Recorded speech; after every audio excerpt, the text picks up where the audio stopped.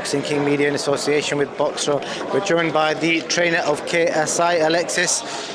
Your guys having 2 fights in one night. I don't think in the history of boxing that's ever happened before. So before we get into anything, just explain to us how that came about. Yeah, I think with the YouTube world, it's all about hype and getting doing more than somebody else, you know. But with regards to 2 fights in one night, we've had Yasser Al-Makri win prize fights, so 3 fights in one night from boxing. He was my guy. So we're used to tournament stuff with MMA as well. Considering we do kickboxing, we do MMA, we do boxing. So we've done it before. But yeah, it's super exciting. I mean, like, it's great to be part of. Obviously, there was a lot of thought process that went into things. And if KSI couldn't do the rounds, if he wasn't doing it in the gym, and he wasn't back-to-back in them, then he wouldn't be fighting that. No way. We're not doing something reckless. You know, obviously it's a strange thing and it's a tough thing, but it's definitely not reckless. He's capable of doing it. Am I right in saying the Swarms fight is an exhibition and the other fight is a professional fight? Yeah, I mean, they're both in 10-ounce gloves and no headgear. So they're pro fights for me. It's a boxing. They're boxing fights. They're 3-round boxing fights. So and that's how we're going to play them. That's how we're going to do it. But obviously, for us, we put Swarms first because he's a heavier man, and he's probably going to have a big punch and a bit wild. I wouldn't want that if someone did 3 rounds with a Mexican who's had 50 amateurs and had a couple of wins as a pro. It's not someone you want to put in after that, before that, sorry. So we'd go with the, we kind of know what we're getting with the Mexican, and with Swarms we don't know. So it's something we have to have, I think you have to have your full mind switch on for. Am I right in saying they're both 3-round fights? Yes, correct. And obviously you made the point about fighting a professional in the second fight. I'm sure you'll have seen Money Kicks' fight at the weekend. He debuted as a professional against a guy that's got all losses, but he was a professional who's fought professionally before. It showed it's not easy. Listen, JJ has not had any amateur fights, so we're learning on the job, right? We're not teaching. He's not a youth Olympian. He's not an amateur national champion. He's learning on the job, and so our job has been teaching him how to fight. So we haven't changed him into trying to make him a slick Canelo-style amateur boxer. What we're doing is taking what he's got in a timeline we've been given and making him the most efficient fighter for 2 fights in one night.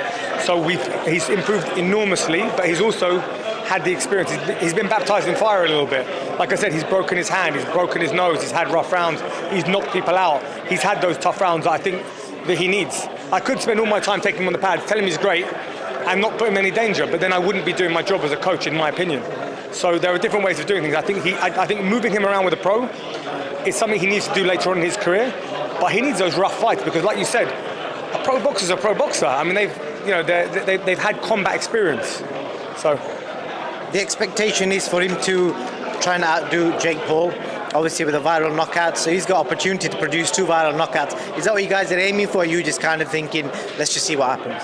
Yeah, I mean, obviously, I haven't been in the YouTube business like you, but now I think we are. So, do we want viral knockouts? We always want viral knockouts. Are we going to do that and put our safety on the line? Absolutely not. No, I want to win. And if winning means we can spectacularly knock him out, or both of the guys out, then that's great. But JJ will be applying pressure, will be finding the right shots, will be bringing the pace up because he's got cardio.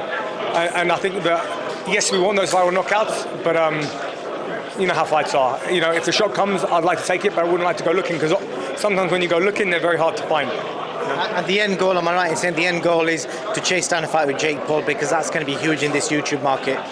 Yeah, I mean, they both want it, so it's difficult to say chase down because I just think KSI's laid the gauntlet saying, winner takes all. There's not much else you can say in that fight. If you want that fight and someone says, yo, I'll have that fight, forget about money. Winner takes all. Stadium.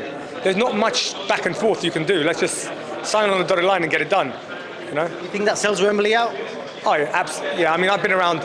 I've coached heavyweight title fights with less press, less people, less open work. I mean, 100% it sells out a stadium. They're both legit superstars. And another name in the mix as well who's huge on social media. I don't know if you've heard of Andrew Tate. I know Andrew Tate quite well, actually, yeah. Even better, so you know him, so do you think that could potentially be a fight? Yeah, Andrew Tate sparred in my gym before. I know Andrew Tate really well from the kickboxing scene. Lovely guy, super intelligent, can definitely scrap, 100% can fight. What you're doing is you're throwing the name of a pro fighter in with guys who started in YouTube. So it's an interesting thing, because this guy he's a world champion kickboxer and he can fight. Obviously, again, not a boxer though, but has got hands that can fight. It's almost like his career is the opposite. He started fighting, but now he's on the YouTube scene, and these guys are doing it the other way around. So they could meet, and the numbers on them fights would be ridiculous because Andrew Tate, I think from what I've seen recently, he's the most viral person on the web at the minute. Yeah, I'm going to be insane hype around the fight. But you've got to remember, I think you said it exactly right. These YouTubers have now turned into boxers. So they've got lots and lots of money. They're not shy of a few quid. They've decided to go to the hardest sport on earth, get their faces broken and punched in, and train, like, have the maddest amount of discipline. You know what boxing's like. These kids are living it. Jake Paul's living it. KSI is living it. 2 training sessions a day, track, spar sessions, lifting sessions, conditioning, watching his diet. You've seen the shape of the kid. He looks like he's in a real fight shape. Whereas someone like Tate used to do that. So I think the rules are, it's a lot harder to get up in your silk pajamas and go for a jog in the morning. Whereas these kids have now somehow swung it around, and they're dying to do this and throwing themselves in it, which I find super impressive. Because sometimes when people get that money, they don't do it as well and they don't do it as hard.